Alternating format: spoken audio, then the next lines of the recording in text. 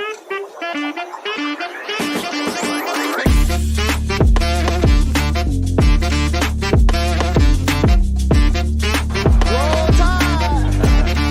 lot of great things. Taking the next step, that's what it's all about. Happy hump day. Happy Wednesday. We're so happy to be here. I know I'm smiling ear to ear, but honestly, anything Alabama is going to make you smile. So I definitely want to welcome everyone who's here. Welcome if you're new here, and welcome back if you've been here before. Be sure to go ahead and hit that like button and go ahead and subscribe if you haven't already. We definitely want to see y'all in the live chat tonight. I know we don't really have to tell people that because y'all tend to enjoy being in there, but make sure y'all are there because we've been having a lot of trolls lately from these, other schools who think that they have a seat at the table, but we have to kind of remind them like, no, we set that standard. Now, before we get started, I was shouting out the chat. I'm sorry. Oh, no, you good. Who are you shouting out? Daniel Berry, he just popped in. Keith, Jimmy, Clay, what's up, guys? Yeah, shout out to all of y'all. So before we get started, though, because we have a really good show tonight, we had some great interviews today, SEC Media Days that we want to talk about. But before we get started, my name is Cishi. I'm your host here at the Crimson Dynasty. We're one of the shows here on the Bama Standard Network, which I know a lot of y'all are familiar with. Now, we are missing one of our familiar faces, our co-host, Hannah Stevens. She's not able to join tonight, but she should be back next week. But we do have Dan James IV. He's the one and only, the lead recruiting analyst from The Final Whistle, which is another one of our shows that airs every Tuesday night. So be sure to check that out. But before we dive in, I definitely wanted to give a shout out to one of our sponsors, Workspace Solutions. So be sure to check them out, workspacepros.com. We have their website below in the banner. Check them out if you have any needs for marketing or your online presence. They're your go-to, your one-stop shop. So when you go there, if you have any questions, reach out to them directly and be sure to let them know that you found them through us. So without further ado, I have to jump right in. I have to give a shout out to our guest for tonight, Stephen M. Smith, my brother from another mother. I love to have him on. He is the go-to guy for anything Alabama related, particularly football, though, because he's the one that kind of knows the stuff before everybody else does. And that's why we have him here tonight. So, Stephen, thank you so much for joining. We know that you were there for the interviews for SEC Media Days. Of course, Alabama, we always steal the show. I know that you had some great questions. And so we're just going to jump right in. I want to ask you, first of all, how are you feeling tonight, Stephen? How excited are you that we're just a couple months away from Alabama football? And how did you feel with SEC Media Days? Well, first, guys, I'm pumped. Like, fall camp is the 31st of this month. Yep. It's crazy. Yeah. Normally in the Saban era, it was that first week of August, on average, August 4th. But it's July 31st, and we're having morning practices now. Mm-hmm. Something different that Coach DeBoer is doing. He's having these guys out there in the morning, getting that work in to where they can have the rest of the day to recondition, recuperate their body, watch film, spend time with their teammates. So July 31st, first day of fall camp, I'm pumped. Media Days, I'm down here in Big D. I'm in Dallas, Texas. Everything's bigger down here. Belt big in the Big D. Right. I mean, belt buckles, food, everything's crazy down here. But I'm excited to be down here. Dallas did it right this year. Shouts out to Greg Sankey, who is a visionary. He continues to expand the Media Days, putting it in all of the major cities across the Southeast region. So shout out to Greg Sankey. But Alabama today, you want to talk about owning the stage. Normally, a first-year head coach in the Southeastern Conference, nerves would be natural. Mm-hmm. Being a little bit scared would be natural. You have all these sharks in the water, and you a piranha trying to find your way. But Kalen DeBoer, cool as the other side of this pillow here in my Hilton Hotel. Kalen DeBoer just cool with it, comfortable with it, like he's been here before. Not shy of the moment at all. Came in with the mindset of, I'm going to work the room, which he did. The players he brought with him, the drip game was on point, on site, whether it was Milroe, whether it was Malachi Moore, Tyler Bucker. I don't know if the dress code was big chain, big hat, iced out watch. I don't know what it was. But look, Steven, when I saw Tyler's watch, the first thing I thought about was 1017 Gucci Man LaFleur. I'm up there like quarter brick, half a brick. Look, I thought about Yo Gotti, Richard Mille. Like that's what I thought about. I thought about Young Dog for a minute there. I'm like, wait a minute. Right. So NIL has really been something here for today's athletes, but this is the reason why I'm happy that Nick Saban took to the advisory side of his new age of his career here, educating these young athletes on the importance of investing your money wisely, educating on the process of if you're going to spend the money wisely. Right. Just the entire NIL education, but really enjoying my time here in Dallas. Alabama came into this thing highly prepared to go. Right. Now I want to ask you a question. So we talk about how comfortable, and I saw Coach DeBoer and just how comfortable he is. I think I personally feel like some of it has to do with the timing of things when he, got to Alabama, and he's had some time to make that transition. And I'm sure he still probably needs a little bit more time. But I want to know though, Steven, do you think now, a few weeks ago when you were on the Crimson Dynasty, when you were on our show, we talked about some of that Southern food. Now I want to know if a part of Coach DeBoer's comfortability has to do with the Southern food. Do you think he got his hands on some barbecue? I think he did. You know what? I think he got his hands on a lot of stuff. I think he got his hands on some fried chicken. Okay. He got his hands on some barbecue. Okay. He probably went to Archibald and Woodrow's a couple times. He got himself involved. Okay. Another thing I think he got himself involved in is just surrounding himself with quality people in the South. I think he has surrounded himself with quality people in the South because he mentioned the only thing that's different between Tuscaloosa and South Dakota is the heat.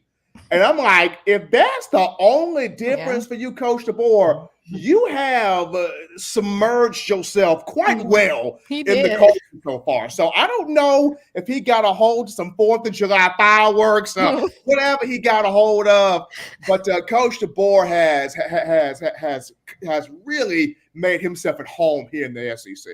Yes, I agree. Okay, so I have a question for you, and then I'm going to toss it to Dan to ask you a question as well. So I was listening to Coach DeBoer as he was talking about, and actually, let me give a shout out to Jimmy Clay, the brisket. You know what? I was thinking about brisket. Maybe that's what it was, Steven. What you think? What you think, Dan?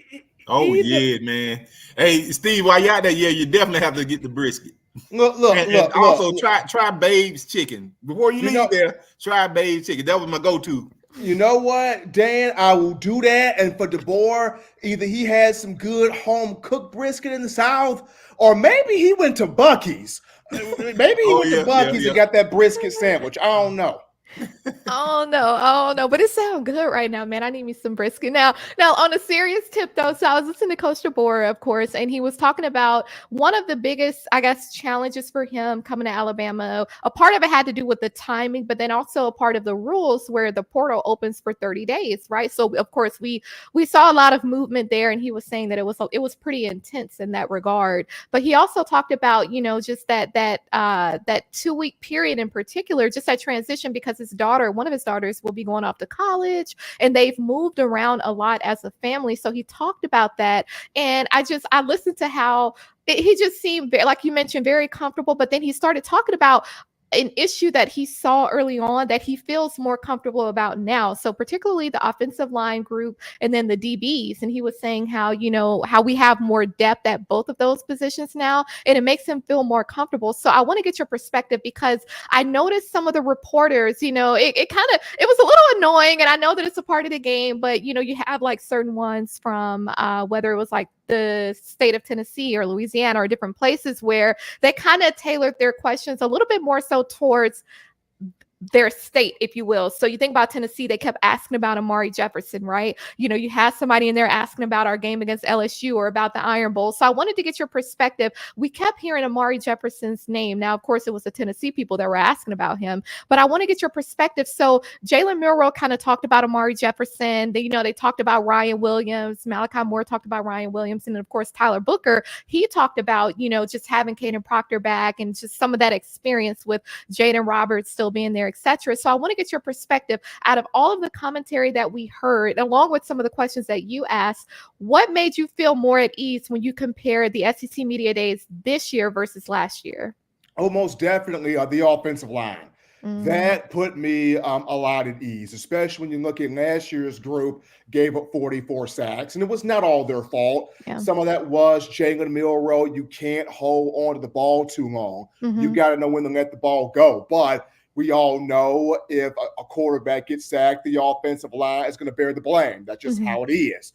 And so you look at this offensive line, a lot of these guys have dropped weight. Tyler Booker has gone from 355 to 330.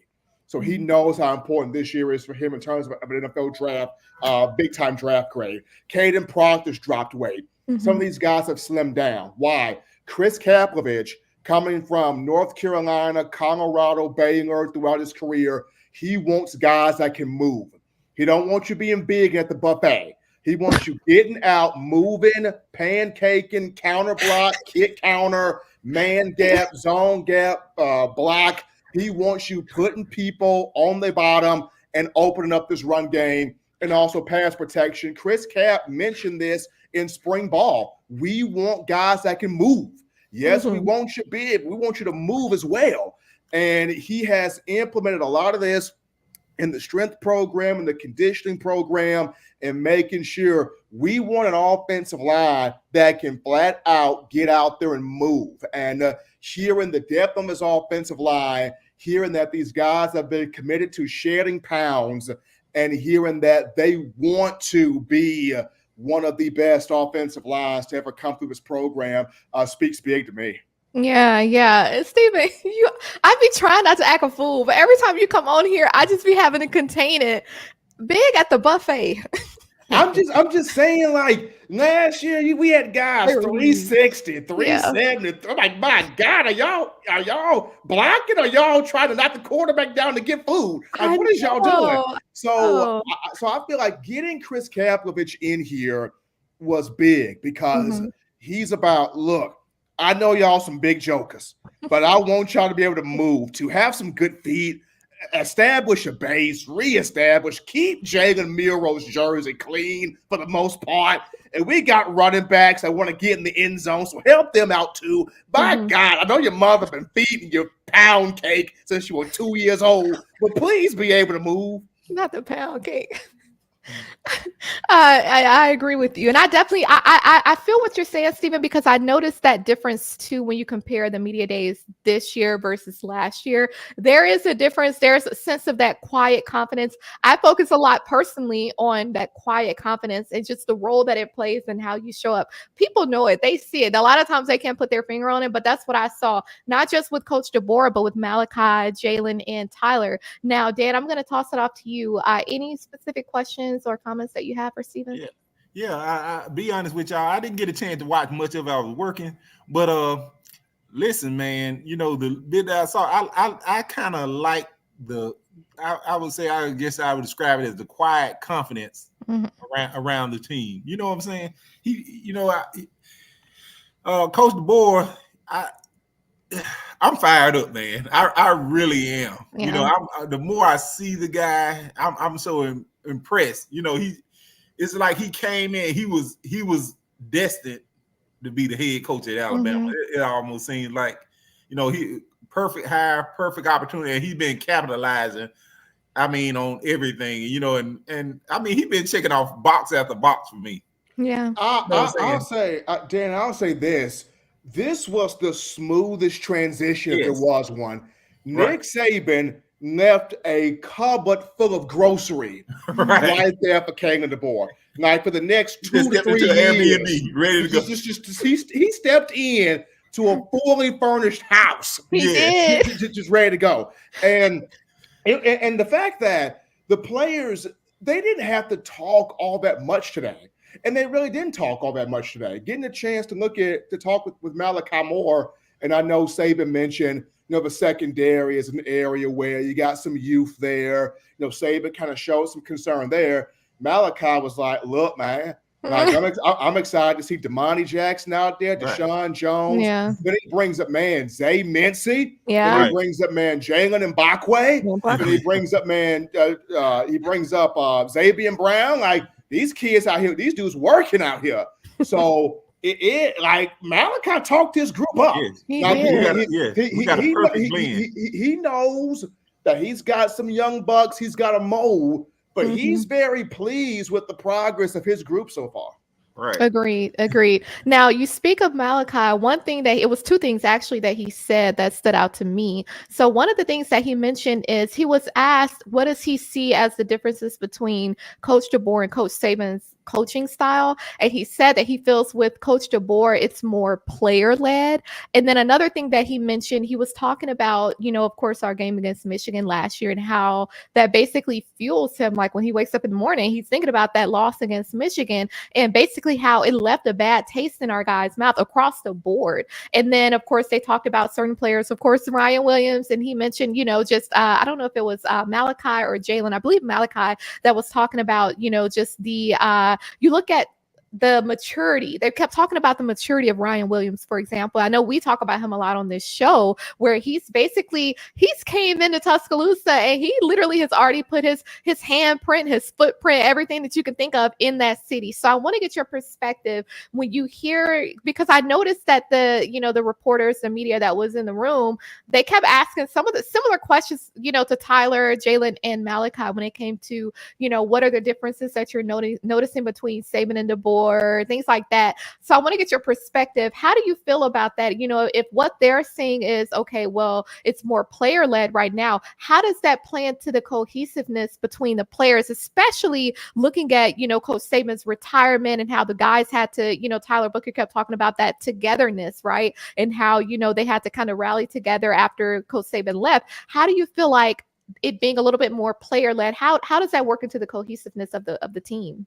It works big into the cohesiveness because the players are the ones out there on the field doing the work. Like, yes, the coaches, you got to get the call in, you got to do your micromanaging thing, but it's the players that are actually on that field executing the task and executing the assignment. So it's been player-led practices throughout this offseason. The players are doing these practices. They're calling them. They're making sure everybody is where they need to be at. And to be honest, that's what created a lot of the national championships in the Nick Saban era, was a lot of those player-led practices. You were out there, and it was Rolando McClain setting those practices. It was Donta Hightower setting those. It was Reuben Foster, Reggie Ragland setting those. Like, it was a lot of those practices were player-led with the players. It's like, if you don't get your butt out here, like the players was out there, running that. So with this happening here, a championship team starts with those players. Yeah. A championship team starts with cohesiveness from the players, from the players, buy-in from the players. So I think DeBoer is a player's coach. He wants to see these guys take this to that national championship level and win that. Yeah. Of course, put his own spin on things. His staff is going to put their own spin on things, but they want these players to take full, complete ownership of this team, and they've done that throughout the summer. Yeah, I agree. And I definitely want to give a shout out to Don Parker. Thank you for the super chat. Steven, brisket from Cadillac? Cadillac, yeah. Cadillac or Rudy's. Yeah. Okay. But the best, one of them, mom and pop barbecue places in Dallas for steak, the Arlington Stockyard. Well, you got to go there, Steven. Yeah. The Arlington You know what? I'm writing down all of these. I saw you over there writing. I'm gonna be getting to at least a couple of them. Okay. and one for you, Steve. I don't know. Are you an ice cream guy? Yes. You got to try Brahms. You go and tell them that Dan James sent you. I used to run a couple of Brahms. Hey, now are you guaranteeing me a discount, Dan? I'm guaranteeing you a discount. You want to tell them Dan James sent you. All right. Dan James back in Georgia. Okay. All right now. I'm gonna walk in there. Okay.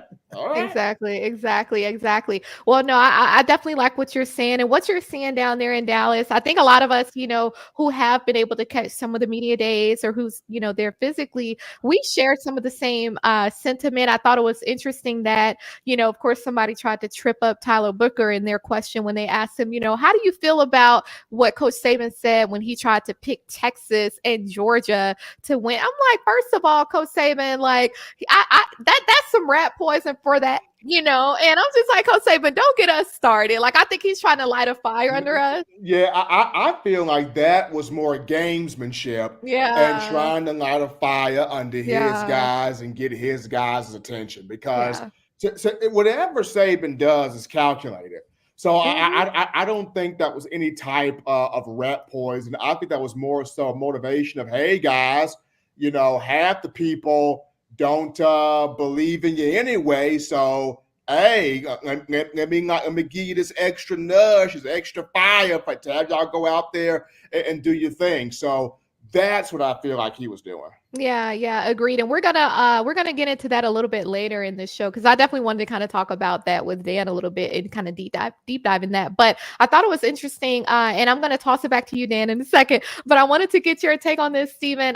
When I was listening to Coach DeBoer and just how he was answering some certain questions, and one of the questions that came up is basically, how are you preparing your guys? How are you preparing the players for the defenses that we're gonna face this season? And Coach DeBoer, he expressed a lot of I would say a lot of confidence in Nick Sheridan as far as the offensive scheme. He's like, he literally said that Coach Sheridan, he has a brilliant mind. He had accolades for Jamarcus Shepard. And so I want to get your opinion as well, because, when Coach DeBoer was talking about his transition to Tuscaloosa, he honed in a little bit on how he's been able to kind of bring certain coaches with him, but then also how he's been able to retain certain coaches as well. So what do you think about this? Because to me, what I see is a championship team. I'm going to forever be biased in Alabama's favor. I see a national championship team. We ain't stopping at no SEC nothing. We ain't stopping at none of that. We going all the way because that's what we do. That's the standard. But what do you think as far as, with Coach DeBoer, and not just Coach DeBoer, but with the coaches,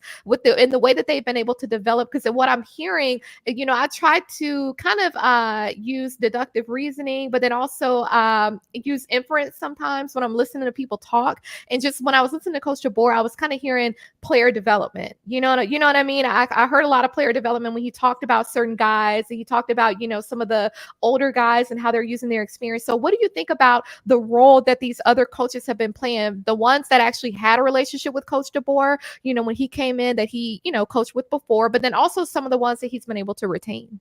It's been huge. And so, first and foremost, Nick Sheridan is a former quarterback. He played at Michigan. I mean, he was in that Lloyd Carr, Rich Rodriguez era. So Nick Sheridan can go right into Jalen Milroe's house and be like, homeboy, I know how you feel. Yeah. I went through a coaching change. I went from Lloyd Carr to Rich Rod. You're going from Nick Saban, the greatest to ever do it, to Kalen DeBoer. I can be able to coach you through this. I can help get you through this. Nick Sheridan is a very ingenious mind when it comes to putting together offense. But I think the best thing with him is he has help. Jamarcus Shepard is a very ingenious mind. Okay. This guy, when you talk about pass game coordinating, some offensive play caller experience, and the ability to mold and develop wide receivers, Jamarcus Shepard can do that. Yeah. There's a guy that put Rome Odunze, Jalen McMillan, and Jalen Polk all in the NFL for the University of Washington in this recent draft right here. You look at a Jamarcus Shepard that's going to have these guys running the right route, getting open, distributing their body properly, getting that football at the highest point. Like, Shepard's going to have them running through brick walls out there if he's not already doing that. Yeah. But you look at, of course, Rob Gillespie, a coach that you retained, what he has done for this running back room at Alabama, nothing short of spectacular. He's going to continue with this room led by Justice Haynes and Jam Miller. Then you flip the camera to Brian Ellis, our tight ends coach. People forget he was a quarterback at UAB, and he was an offensive the coordinator at Georgia Southern, but he's working with these tight ends with C.J. Dupree, Robbie Oots, Jay Lindsey and company. That's going to be fun right there. I think what DeBoer has done with this offense, he has gotten coaches who are specialists in their roles. Yep. They are jack of all trades. They've done some of everything. But if you ask them, what do you specialize in? They have a card that they specialize in. Like Nick Sheridan specializes with quarterbacks. Jamarcus Shepard specializes with receivers. Brian Ellis specializes with tight ends. They each have a specialty to where I'm going to do this better than anybody else in college football. Yeah. And I think that's the big thing. Yeah, I agree. I love what you just said. Dan, I'll toss it to you. Anything from your side? Definitely, like to echo what Steven said, man, this staff, I mean, it's gelling, man. He put together a tremendous staff. And, I was biased with Coach Saban, the GOAT, the greatest of all time, without a doubt. Yeah. But I'm going to say, man, this staff here is, I'm going to say slightly more impressive than anything Coach Saban put together. I'm gonna say this: as good as Coach Saban's 2015 staff was, and they had Kiffin, Kirby, Mel Tucker, all of the head coaches. All right. Yeah. This one right here, in the words of Cat Williams, this right here. This staff is a staff, and at the top of this is Courtney Morgan. Who is dominating recruiting the way I've never seen it done like this. Like he's got 16 to 17-year-old kids. They can't say no to the Tide. They can't. Yeah. I mean, because of what Courtney Morgan is doing out here. Yeah. You mentioned Robert Gillespie. Y'all watch out for Akylin Deer, because I believe that's going to be one of our next commits. That's a running back that was committed to Ole Miss that we've been trying to get our hands on. He visited Tuscaloosa about a month ago, and I think he decommitted from Ole Miss 2 weeks after that. So be on the lookout for that, and shout out to Gillespie in advance, because I believe we're going to get Akylin Deer. And then I had Oh, you had something, Steven? Oh, go ahead. I just took a breath of air. Yeah, we have to sometimes. No, I wanted to, before we let you go, because I don't want to keep you on too long, I wanted to mention something else that I noticed. Of course, Coach Saban was there, greatest of all time, the best to ever do it. But I definitely think that Coach DeBoer, his name is going to be added to that list. And I think a part of that is going to be his time in Alabama. So I'm speaking that now because I definitely believe he's going to be one of the next. But I wanted to get your take because, you hear Kirby Smart, Lane Kiffin, and Steve Sarkisian all speak positive things about Coach Saban. And I just thought it was a beautiful thing because a lot of times we see here, especially on our show, you have these, and I saw a few of them just now when I just looked, a couple of these, fans from these raggedy schools such as Auburn and some of the others, Florida State, everybody else. But, they want to run their mouth. And I like to remind them that we are the standard. There is we are the standard in college football, and it just is what it is. Like, you can be mad, but your anger is not going to change the facts. And so the fact that Kirby Smart, he got up there, he spoke volumes. He talked about his time with Coach Saban, and he literally said that Coach Saban is the greatest of all time. You heard that. So Georgia fans, you heard that from your head coach, that, even Kirby Smart, he agrees with us. Lane Kiffin, he actually said as well, as far as Coach Saban taking the risk and actually hiring him, that Coach Saban, even though he's old fashioned, he's been able to evolve and he likes to take risks. Steve Sarkisian, he literally said he wouldn't be who he is if it wasn't for Coach Saban. So I wanted to get your take on this. I know Coach Saban, he's enjoying, his time away from coaching, but he did say that he misses, having the relationships with the players and things like that. What do you think? You hear these different coaches, and of course with Sarkisian up there and Texas coming into the SEC, there's some questions about Oklahoma and Texas and how well they're going to compete, etc. But then Coach Saban made a comment this week as well, talking about Texas ain't coming up in the SEC and running anything. What is your take on Coach Saban and him still being kind of like that voice behind the curtain? What impact is that going to have for Alabama? I'll say this: Coach Saban is literally the Godfather. I mean, we can honestly say he's the Godfather. And that's my favorite movie of all time, the entire Godfather series, like the best. Saban is the Godfather. You look at Lane Kiffin. Prior to 2014, nobody wanted to go near Lane Kiffin with the 10-foot pole because of all the controversy. And Monty Kiffin, out of respect for Nick Saban, and rest in peace to Monty, but out of respect for Nick Saban, Monty goes to Saban and says, look, man, give my son a chance. Give Lane an opportunity. And when no one else offers Lane the olive branch, Coach Saban does. And literally resurrects Kippen's career. You look at how bad Sarkisian was with off-field stuff. Nobody wanted to touch Sark. Yeah. Saban goes, you know what? Here's another olive branch I'm going to extend. Resurrect Sark's career to where he's now a head coach again in Texas, and he's got the Longhorns believing that they're back as a program. You even look at Kirby Smart. Kirby Smart sat at the man's feet for 9 years. Yep. He learned everything he could learn from Nick Saban. There was even Mississippi State's head coach, Jeff Lebby. There was a conversation today about, Lebby at one point, Saban wanted to hire you to Alabama. So Saban has always had his handprints on the SEC.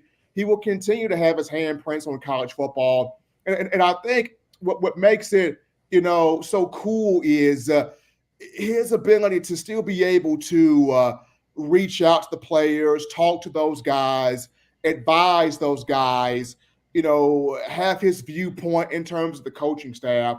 Of course, he's not going to overstep the boundary. Of course not, because he knows this is Kalen DeBoer's team. Yeah. And Kalen DeBoer is going to run this the way he sees fit. But for Saban to still be able to provide nuggets of wisdom that this team can still grow in his post-coaching era now, advisory role, it's something really, really cool to have. It is. And you mentioned a name, Jeff Lebby, right? And is he the offensive coordinator for Oklahoma? He's the head coach now at Mississippi State. He was the OC, he was the OC at Oklahoma. Okay, because I thought Coach Saban said that he tried to get him to come to Alabama like last year or something. He tried to get Lebby last year. He tried hard. He offered. They went at Lebby, and of course we ended up with Tommy Reese, but that's besides the point. But we went hardcore at Jeff Lebby. Right. Now, how are you on time, Stephen? Because we can go all night. We can be up here laughing, going on. I am here for the extent of this show. All right. Look, Stephen, say less. I am here for the extent here, of this show. Well, so I look like I got this water right here. I got the hydration here. Like we're brought to you by Pure Life. So we ready to go. There we go. Hey, look, y'all gotta know what time it is. I hope not for a reason, just for them haters, because y'all like to talk slick in those comments, but we got time today. Let's do this. So let's pivot a little bit then. Alabama got the number 1 recruiting class. Okay, the number 1 recruiting class. Now we knew that. We get the best of the best, right? But on 3, I believe it was on 3 that listed us as the number 1 recruiting class after our most recent commit. So 5-star offensive tackle Ty Haywood, class of 2025 from the state of Texas. He spoke really highly of Coach Kaplovich. I thought that was awesome that we got him. I think we kind of knew that we would, but you just never know. You just never know. Well, we also got 5-star wide receiver Caleb Cunningham, who's from the state of Mississippi. So that is awesome. Shout out to him. Now, one other name who committed just a couple weeks ago, and I want to bring him up for a reason because of something that he said, cornerback Dejon Lee Jr., who's I really wanted us to get him. I'm glad that we got him. He said recently that he's been working to get other guys to commit, and he said something big is coming. So it's an Akylin deer, whoever that might be. I mean, I'm not sure. It could be Khalid Lockett. I don't know. But I want to get y'all's takes on this. Dan, I'm going to actually start with you on this one because I know I've been doing a lot of talking. I want to make sure you have your time as well. And you're the lead recruiting analyst. So I need to know from your perspective, how do you feel about our latest commits? And then who do you see on our radar that's coming down the pipeline? Okay, yeah. Okay, I'll start with it started the weekend was 5-star weekend this past weekend. We had Caleb Cunningham, which was expected. It was just a matter of when. Top arguably the top receiver in the class. He has a lot of AJ Brown characteristics. He's 6'2" plus, a big physical receiver. I love his length and his strength, his catch radius. Tremendous athlete. You put him on the field. He's just better than everybody. And Ty Haywood. top 2 tackle in the class. You know what I'm saying? Another 5-star on the offensive line. So there's 3 guys in the top 30, top 26 to be specific, of the on 3 recruiting rankings. And that's hard to do. Probably on paper will go down as the best offensive line class in Alabama history so far to date. And it's just a matter of, the thing about this recruiting class, we set a board early in the year. We got a lot of guys. We got over 150 plus highly recruited blue chips on campus during the spring and summertime, which hasn't always been in the past. So we got eyes and we're able to shape our board early. And the thing is that's so impressive is our hit ratio rather on the targets that we hit on campus. The guys that we serve, we hit on our top 2 wolf targets. We hit on all 5 of our offensive line targets. We haven't missed. Yeah.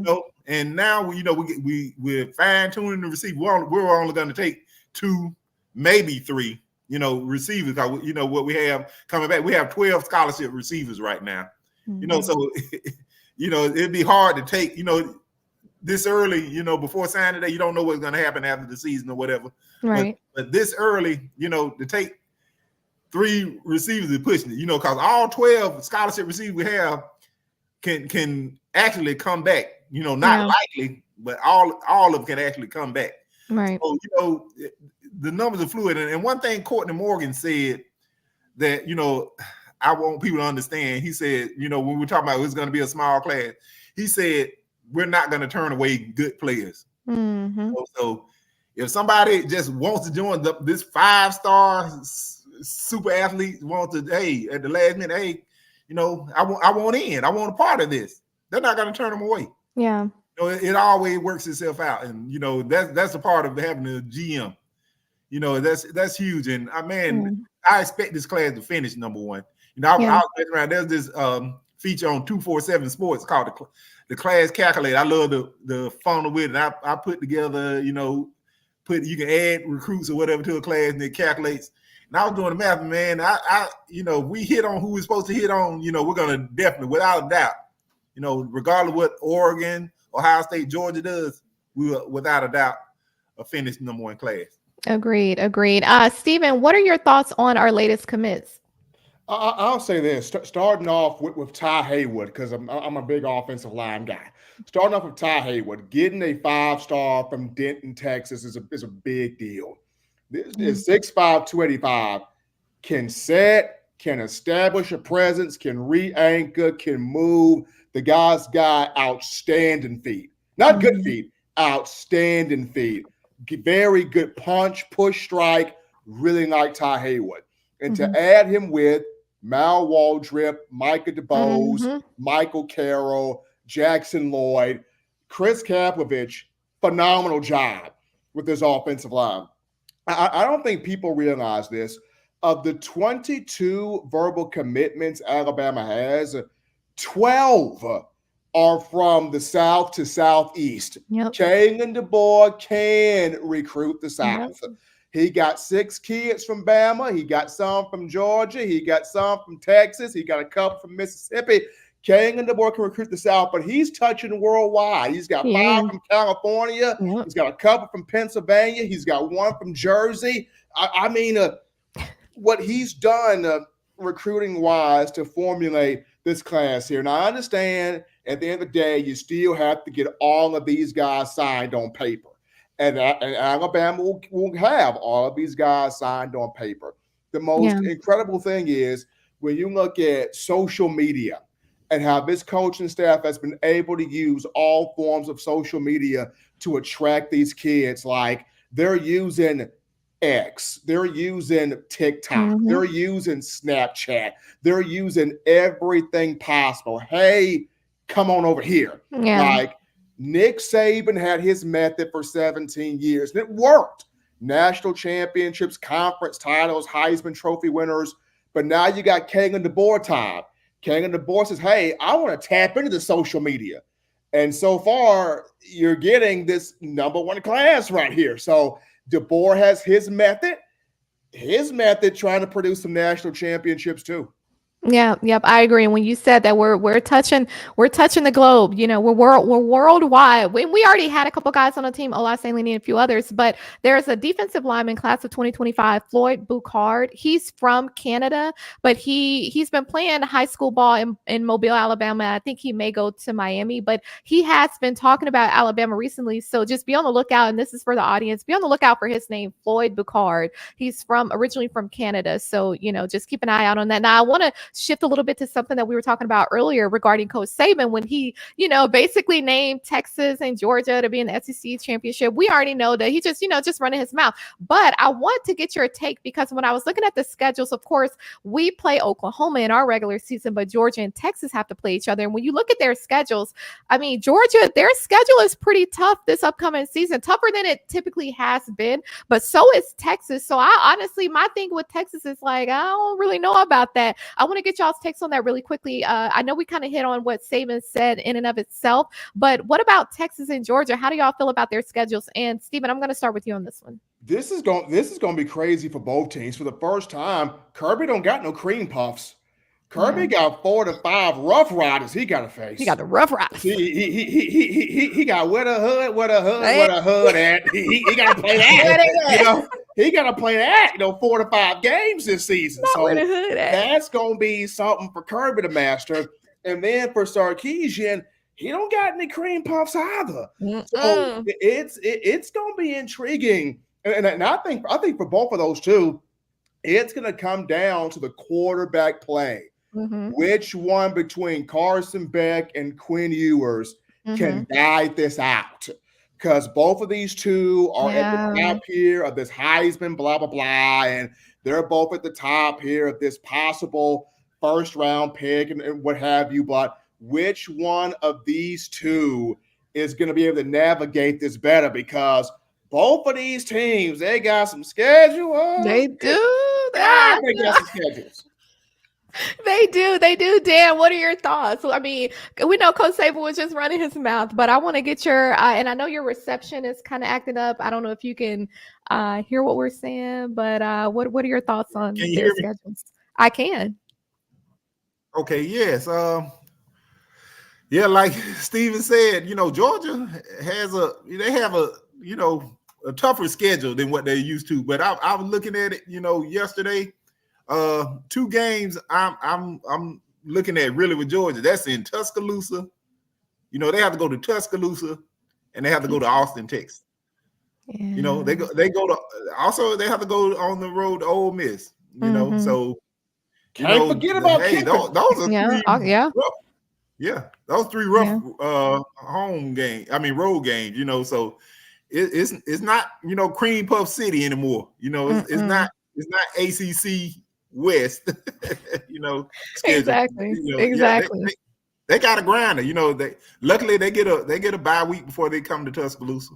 Which is good for them. But SEC didn't do them any favors this time. They've always done Georgia favors. Georgia hadn't been to College Station yet. And how long has Texas A&M been in the conference?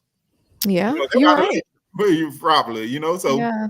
And they still haven't been to College Station yet. So, the SEC, and when was the last time they went to Baton Rouge, True. So, it's been a minute. It's been a while. It's been a minute. You know what? And I believe Florida is going to be a little better this year than they were. And I'm curious to see how Cormani McClain, how he's going to fare at Florida. I don't know if he's going to be on the team. I say this only because I have a lot of respect for Billy Napier and what he did here in Tuscaloosa during his time. I just hope Billy can navigate this schedule because I don't know why he approved this mess. Billy, why did you approve this gauntlet? Why did you sign off on this, Billy? Why you did yourself like this, son? Billy sat there and signed off on it. Man, if Billy goes 6-6, he may buy himself one more year. Maybe. Right. Maybe. That's a maybe with a capital M, like your middle name, Steven. Look. That's a maybe with the whole word in all caps. My God, you did yourself like this, boy. Why? Okay, well, let's shift a little bit because I know we spent a lot of time earlier just talking about SEC Media Days. I wanted to give a shout out to one of our other sponsors, whitwillsports.com. Yeah. We always talk about the title towel. We always tell y'all that your game day is not the same without your title towel. You know, we like to buy them in bulk, and we're going to be buying some for sure in bulk very soon and have them shipped to Raggedy Auburn since they like to run their mouths. But be sure to visit whitwillsports.com and use standard for the promo code so that you receive an exclusive discount. And without further ado, let me shift a little bit because I know we hit on Coach Saban a little bit, and I know we talked about UGA, their schedule, etc. There were a couple other things that I wanted to discuss, and we talk about the NIL. I recently heard that, there's the NIL collective. UGA only has one NIL collective, of course, like Alabama right now. But the NIL collective for UGA, they actually started fining players who have driving violations. And I thought that was so interesting. When I was reading up on that, I'm like, whoa, because two additional UGA players were actually arrested within the last week or two for reckless driving, racing, things like that. And of course, God rest their souls, the ones who passed away early last year, racing and things like that. And so there's been at least 7 players who have been arrested from UGA for driving offenses, whether that's, reckless driving, whatever. And so their NIL collective, they're like, no, we're going to, and that's the thing I talk about a lot here is how the NCAA, they failed when it came to implementing the NIL structure, and that they're allowing these different collectives to kind of operate as like separate entities, which is okay to some regard, but it allows them to kind of step in and kind of like enforce their own rules to how they want to handle things. So they're actually fining players. And I think that it's a good thing in that it kind of enacts more discipline for the players. But I just wanted to throw that out there because we talked about UGA. We mentioned UGA as far as their schedules, but I wanted to kind of talk about that side of it because you see SEC Media Days with Tyler Booker and that iced out watch and all that good stuff. So, it's just good to see that there is some action now. Kirby Smart, he hasn't announced any suspensions, for the 2 most recent guys. And one of them was a freshman, unfortunately, but then another was a senior. So it's like you have to lead by example, of course. But I wanted to mention that to y'all. I don't know if y'all have any feedback that you want to share regarding that. Do you have any thoughts? And Dan, I see you shaking your head, so it sounds like maybe you do. Yeah, that's something. They say. I know Josh Pate was saying no, it's not a culture issue, but it really is. When you you lose a life. Devin Willock. Ask him, is that an issue? It was an issue for him. Yep. So. Young men, you get these vehicles, reckless driving, that's inexcusable. Yeah. Racing, all that, especially considering what happened last year. You got to learn from it. Considering what happened recently with Kyrie, God rest his soul. I would never, as a coach, want to have to call a parent to tell them, try to explain to them what happened to the child that I sat down in the living room to talk to about, he'll be well taken care of. Yeah. And this was an incident with a staffer. You had supervision with you. So it is a culture issue. Yep. When you got a staffer, when you got people around the kids that's just as irresponsible as the kids are, there's a problem. There is a problem. Something you got to get ahead of. So you got, any little issue, you're still having several issues. You know what I'm saying? So you got to drop the hammer. You have to. You have to make an example because there's a lives involved. You know what I'm saying? Yeah. And then meanwhile, one of the guys, I think Jalen Carter, who was involved with the unfortunate incident last year, he goes on to get drafted, so he gets to live his life. Right. But then, the family of the, it's just it's sad all around. This stuff is, it is avoidable. You don't have to do stuff like that. But like you said, you gotta lay that hammer at some point. You got to show that you're learning from it. Yeah. Yeah. And we talk about it even with the Henry Ruggs situation. You look at what it cost him and what it cost the family of the young lady. Yeah. So you have to be responsible. There's time you got to have accountability. Someone has to be held accountable. Exactly. Like that. They have repeated behavior. You got to do something about it. And kudos for them for trying to. I guess the collective. Being rat and hit them in the pocket. You got to do something. Yeah. You got to show the public that you're trying to do something. Yeah. So good for them for that. Yeah, you can't reward misconduct. Steven, what are your thoughts on that? I mean, big upset to the collective for imposing these fines, but I want to see, what does Kirby Smart do? Yeah. This is his football team. These are his players. Mm-hmm. What does he do?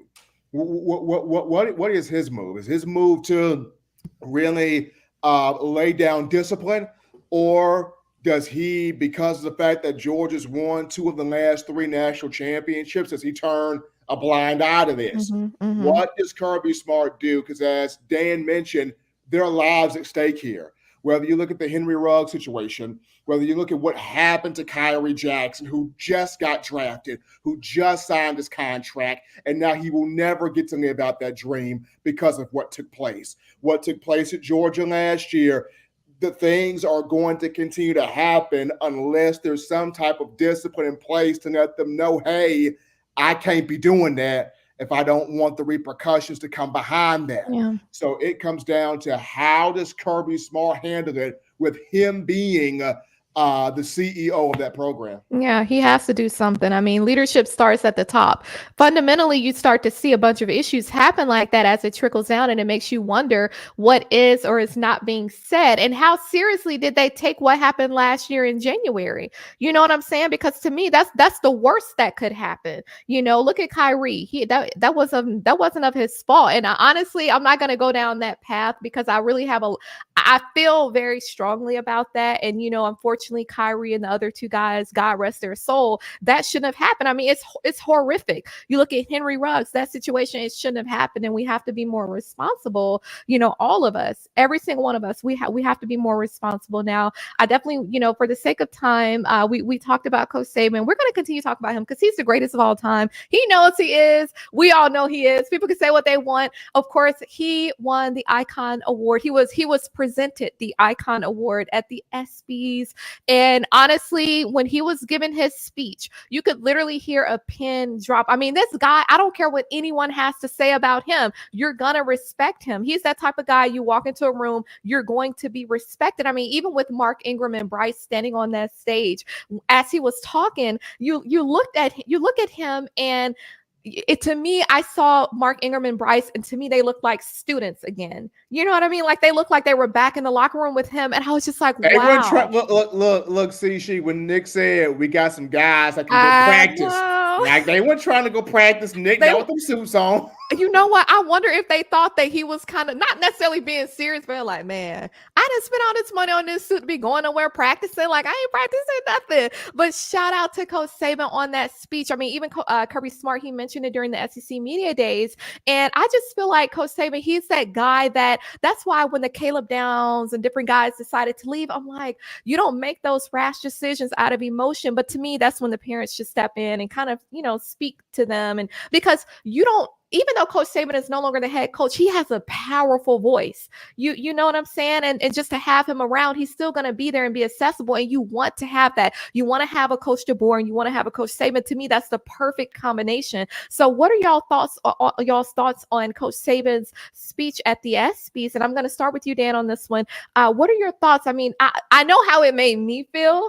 I had to go back and watch it again. But how did it make you feel? It's like, you know, every time Coach Saban speak, you just stop and you listen, and you're always learning something, and he's always sending a message. You know what I'm saying? That's what I've always admired about Coach Saban. He is a developer of men and people of character. You think of the players that come from, you know, high character guys. You know, he puts out high character. You got the Minka Fitzpatrick, the Monte Smiths, the Mark Ingrams, you know, Bryce Young, just high. Jalen Hurts, you know, high character guys. And they talk like him, Dan. They talk like him, man. Yeah. I mean, the Icon Award, you know, that is amazing award. It's prestigious. It's very prestigious. You know, many times he was snubbed for Coach of the Year. You know, the greatest coach of all time. You know, when he should have been Coach of the Year every year. Yep. You know, and so it's kind of, you know, well deserved, Coach. You know what I'm saying? You know, it's a honor, a true honor, highly prestigious award, and I'm just very proud of the job that he's done, and you know, even now. Yeah, I agree. Now, Steven, how did you feel when Coach Saban was up there? What did you notice when Mark and Bryce was standing up there with him? I just noticed the level of love and respect that he has always had for his players, but his players have always had for him. And when Saban made the comment about people will not always remember but what you say, but they will always remember how you made them feel. Yep. I think about the players that came from rough starts. I think of the Tony Browns. I think of the Robbie Greens, the Reuben Fosters, the Ronnie Harrisons, the Najee Harrises, the Josh Jacobses that came in rough backgrounds, homeless, that they come to Alabama, and Nick Saban's able to put his arm around those guys and mold them and groom them and develop them. And these guys go from being homeless to Josh Jacobs buys his dad a house. These guys go from being homeless to Najee Harris is able to take care of his mom. These guys go from, rough starts to Tony Brown gets to the NFL. Ronnie Harrison gets to the NFL. Robbie Green is now a trainer in Louisiana, and he's coaching kids, developing kids. So not just the ones that, sound like him and talk with him of high character, which that's outstanding, but the ones that came from nothing and they come to Nick Saban, and Nick Saban says, hey, it ain't about how you start, but I'm going to mold you to a better place where you can finish. And how he molded these kids to a better place to where they can finish. That's what I enjoyed the most about. Exactly. Finish strong. And I got to shout out Spencer Charles. I saw your comment. Shout out to the homie Spencer. Now, this guy, he's an NFL agent. We've had him on a couple times on our show. So be sure to go back and look at our previous episodes with Spence. If y'all wanted to learn anything regarding the process and even the monetary side of things, the finances, he really goes into depth there and breaks it down. So y'all got to go back and check that out if you didn't. Shout out to you, Spence, and thanks for your support. Shout out to everyone in the comments. I saw some of the names, some that are new, but some that are, recurring supporters, and we really appreciate it. Now, really quickly, I know we spent a lot of time talking about football, and rightfully so, but I wanted to shout out a couple other sports within the Bama Nation, softball and baseball. So, of course, our softball season didn't finish the way that we, wanted it to, but we've been hitting the portal pretty strongly. We got a couple more girls. So one of them, she's a transfer from the University of St. Thomas, and she's a senior, Brooke Elstead, and she's an infielder. So shout out to her. She's transferring to Alabama. She won the 2024 Sun Belt Newcomer of the Year. So I think that's awesome. But we got another girl now. She's a sophomore, and she's from Mississippi State. She's an infielder, Salyn Hawkins. So shout out to her as well. Both of them are transferring into Tuscaloosa to Alabama. So roll tide there. But then also we have a guy transferring in from LSU on the baseball side of things. He's a catcher, and this is going to be important because our current catcher, Matt Gousset, he may be going to the drafts, the MLB drafts. So it's good that we were able to pull this guy's name is Brady Neal, and he was highly ranked. He's from the state of Florida. He was ranked really highly. He was the number 2 catcher in the state of Florida, number 29 overall, and he was actually drafted in the 2022 MLB draft to the Milwaukee Brewers. So shout out to him. He's going to actually be coming to Alabama. So I think that's awesome. Really quickly, and I see Justin mentioned Phillip Sims, another guy, as you were naming guys, Steven. So shout out to Phillip as well, who was a former QB at Alabama. But I want to get y'all's takes really quickly on how we've been hitting the portal in terms of the other sports. Steven, I'll start with you. Are these, are we headed in the right direction in terms of softball? I think we are. Getting 2 infielders is huge. But my main thing for Coach Murphy is to set up this lineup to where we got a good mixture of girls that can drag bunt, slap bunt, get on base, and get some girls that can take that ball out of the ballpark. We need a good mixture of the two. We need some girls that can get on base. I don't care if you have to lean in to get hit by the pitch, get on base, and girls that can knock the ball out the yard. We got to get back to having that clean mixture. For baseball, getting Neal in here is huge. As a catcher, you are helping your pitcher set up strikeouts, set up ground ball outs. And then most importantly, if he can really hit, that's going to help out with Coach Vaughn. Coach Vaughn is finally getting this team over the whole Brad Bohannon thing with the bed in there and all that mess that happened. So I think this is going to be a big year for Coach Vaughn and for Coach Murph. Just get this lineup to where we got some girls who can do some of everything out here. Right. And I agree with you. And shout out to Bishop Frank Newkirk. Thank you for the super chat. Big salute, fam, from Sooners Hall of Fame Barbershop fam. Hey, Sooners in the building, Oklahoma, stand up. I was born in Oklahoma, actually. I didn't live there long, but I was born in Oklahoma. So I kind of have, when Jalen went over there to Oklahoma, I was still supporting Alabama, Oklahoma. So shout out to Oklahoma, even though we're going to be playing them. Dan, really quickly, any feedback? And then Christian Hughes, Sishi, I've read The Secrets of the Millionaire Mind. That was a great suggestion. That is my favorite book, one of the best money books. If y'all look, I stand by that book. I'm actually rereading it now. I'm almost through with it, but that's one that I go back and reread like almost, I would say like twice, 2 to 3 times a year. That's an awesome book. And it really gets into like your financial blueprint and just gets into the psychology of money. But thank you for that, Christian. I'm glad that you started reading that. Dan, did you have any feedback to share? Well, a little piggyback off of that. You ain't got to give me the book. Just give me the money. You know what I'm saying? Dan. Dan said, bump all that reading. I want the Benjamins. Just give me the money. I want the Benjamins, man. I love reading myself. Yeah. But one of them, the girls, I understand, one of them was a big, had pop in the back. Which one was that one? Had a pop in the back. Yeah, it was a big back. Was known as a huge. Don't say big back. That's not big back, not B-A-C-K. Big back, B-A-T. Not the big backs. B-A-T. I think what I said big back. Oh my gosh. Was it the transfer from Mississippi State? I think it was her. I think that was her. Yeah, I think that was her. Yeah, I think that was her. Yeah. So that's what we've been. I guess he started listening to Hannah. He went after a big back. I mean, man. Y'all gotta forgive me. I literally thought. I guess I can't say it in softball. Pop in the back. You know what I'm saying? So yeah, and the catcher, huge pickup calls. Our pitching staff was kind of coming together. We lost Riley Quick, for the season, but we get him back next year. So we, having a catcher, picking up the catcher was huge. But we get the pitching back together. Baseball, I expect us to make another run this year because it's pretty. I say we overachieved this year as far as baseball. I agree. We had the coaching turnover, and Coach Vaughn came in and he really did his thing, So yeah.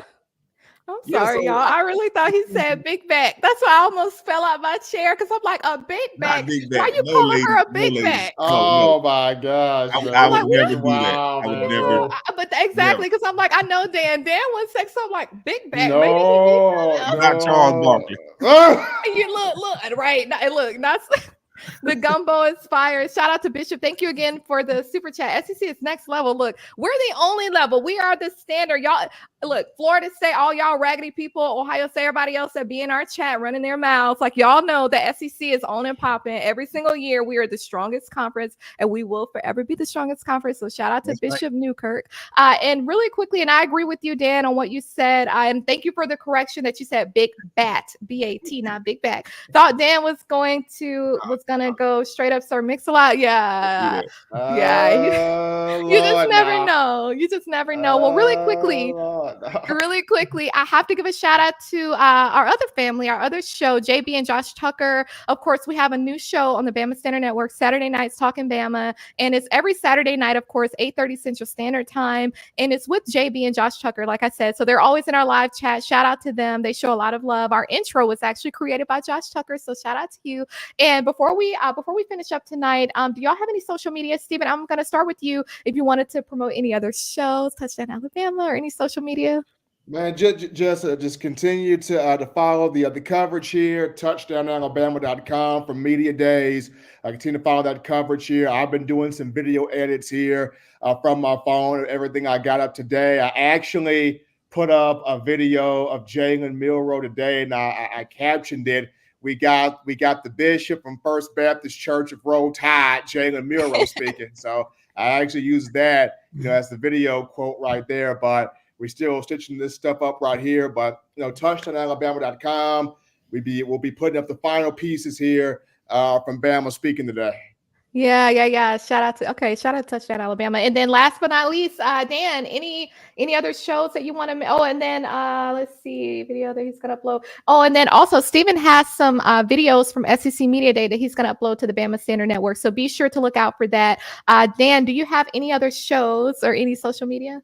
Yes, okay. You catch me every Tuesday night on this very channel, 9 p.m. Eastern, 8 p.m. Central. You know, the final whistle, you know, crazy cast, different y'all are crazy. Not as reserved as we are here. Y'all are ratchet. Y'all are ratchet. Y'all put the capital G on ghetto. Like y'all act a fool on that show. I promise you they be going off. You gotta love them though, you know. Look, especially Chris, man. Chris be going off. Lucian, Matt. Oh my goodness, Matt is the ringleader. Yeah, I know. Yeah. No, man. Between Lucian, Ty, and then when y'all bring Petty in there. Oh my goodness. With his shirts, with those shirts that he liked to wear. Oh my goodness, man! And you have to like walking on eggshells. Cause anything you say, well, they can take it and twist it, you know. Yeah. So Yeah. Be like, what you said? I know. Like that big back comment tonight, but we still be talking about it. They be going off on that, you know what I'm saying? But I could have swore you said big back. I'm like, please don't call these girls big backs. Like we can't do that live on the air because we can't cut that out. No, okay. Oh, Lord. Okay. And last but not least, like y'all can find me on Instagram. I don't talk about big backs there or anything like that, but you can find me on Instagram at beauty_of_intelligence. And I did see a comment from who was that? Someone asked about the hunted Don Parker, shout out to you, the raggedy hunted hayride t-shirts. I did promise you that I actually have them made, but we have to go live with them. But not just that one, there is another one that I think y'all gonna really like, and so we're gonna share the link next week. Y'all got to be sure to tune in there because we got a lot of stuff, and a lot of stuff specifically for raggedy Auburn, because they like to show up in our comments like they have a seat at the table, like they're worth discussing. Like 4th and 31, they even talked about 4th and 31 at SEC Media Days because it was that epic. Like how about 4th and 31 was actually nominated for an award at the ESPYs. Excuse me, sir, Chris Williams, sir. And one thing I want to mention, Chris disappeared when Leonard Peach hopped on. Oh, really? I haven't seen him. Look, yeah, I saw him. I'll say this. I think Chris Williams is a closeted Alabama fan. I really believe he's a closeted Alabama fan. He shows up on every show. Like he shows up literally on every show. Like every show. Super chat. Yeah. Shout out to Don Parker for the super chat. We really appreciate it. And anything else? I see a lot of people in the chat. You know, y'all showing love. We really appreciate it. So I know. Don Parker was asking about, is it going to be a change in the stadium name? But wow, Christian. But going back to the Don Parker's comment about the stadium change, that will be a Greg Byrne question. So I will have to get up with Greg Byrne on that. We could see possibly Nick Saban Field at Bryant-Denny Stadium. That could be something right there. But I will definitely get up with Greg Byrne and see, could we see a change to the name of the stadium? Right. Well, we'll keep our eyes out on that. Well, it's been a pleasure. Thank you, everyone who has joined. We appreciate all the new faces. I definitely see a lot of new names here and some returning faces. So thank you for joining. We really appreciate the support. Like we said at the start of the show, be sure to hit the like button. Go ahead and subscribe and hit the notification bell so you don't miss any content. We're going to be dropping some SEC Media Days videos so you get the exclusive content right here. And without further ado, thank you, Whitwell Sports, for the feedback. Thank you, everyone who's in there. Linda P, Ed D, even though we know Ed is an FSU fan, we appreciate your consistent support of our show. So thank you. Now be sure to come back next week, same time, same place. Shout out to Greg McKinney, Jimmy Clay, Keith Holcomb, all y'all, James Knox, everybody, Spencer Charles, everybody. Shout out to y'all. Thank you so much for the support. And thank you, Stephen, for joining. We really appreciate it. Like I said, you're welcome here. Brother from another mother, you're welcome here every single week. You know, you got your other show Look, that water. You staying hydrated. We got you over there. I'm telling you, man, we got this NIL deal from Pure Life. We got it. Hey, like something we need to be looking into. There we go. Look, Peach Cobbler Factory. Look, we're not done with them. I'm trying to get that locked down. I'm trying to get that locked down. I'm gonna hit up one of these barbecue spots and get me this NIL from the barbecue out here. I'm trying to land this NIL right there. Yeah. Linda said we put Chris to bed. We sure did. That's what we do when we show up on the field. Auburn, we put them to sleep. They might as well stay in Auburn with your dust and all of your L's. Like, don't bring that to Tuscaloosa. We might as well go ahead and put a W on our. I mean, I'm tired of seeing them on our schedules, to be honest. I mean, I'm just really tired of it. It's just too much dust. My allergies been acting up. I'm just tired of it. The girls are allergies for that. Man, like what? Flonase don't help with that. Flonase does not help with the Auburn dust. No. Zyrtec and Claritin does not help with the Auburn dust. Oh no, golly. Hello, Allegra. She said cancel that. Go ahead and cancel the prescription because it's not going to help. It's not going to help. It's too much dust. It's too many L's. They are old and played out. Like, no, like send them back to where they came from. All right. Anyway, it's been an awesome show. Thank you, everyone. Thank you, Dan. I always appreciate having you on, having your smiling face and your knowledge. Steven, having you on. You have us laughing all the time. You know, I have my AC on, but I don't know, man. I start sweating a little bit when we be in here laughing and I be trying to contain it. But then when we hit that big back comment, I just almost lost it. So I almost lost it. So that might need to be another show. Well, no, I can't do that because it's going to be. Your facial expression when I said, you said, what? Big back. I was like, what? I know you're not calling them girls a big back. I'm so glad you didn't say that. I'm so glad that's not what you actually said. I'm glad it wasn't. No way. And then Christian gonna say, well, big backs still get bent. Come on now. Keep it clean. Keep it clean. A Christian got ATM on his mind, boy. Look, just being nasty. Just being nasty. How you gonna go from talking about secrets of the millionaire mind to talking about big guys getting bent? Only here. Only here. Well, shout out to Bishop Newkirk again. Thank you for another super chat. 222 flagrant flag. Right. I know it's a flag on. I know, right? I know. We gotta eat that can. Man, we got two flagrants, a false start, and a holding. I know. We lacking some discipline over here. I mean, we just gotta get it together. Shout out to the Alabama brother who knocked down Miss Alabama. And D, focus on Florida State and that $500 million that y'all gonna have to pay to leave the ACC. That's what y'all should focus on. Man, that $500 million. And focus on how y'all gonna get Mike Norvell out of there. I know that's real. Mike's taking up the joint hard. Exactly. Y'all acting up now. Okay, shout out to everybody. Keep through that transition to the Big 12. Yeah. Wherever they going. All right. Well, y'all have a blessed. He said Florida State is going to the Big Ten. Well, unfortunately, Ohio State is going to beat y'all. But anywho, all right. Well, it's been an awesome night. It's been a blessing. Y'all stay blessed, stay safe in these streets. Like I always say, stay prayed up, stay strapped up, and without further ado, roll tide, roll, and we will see y'all next week. Roll tide.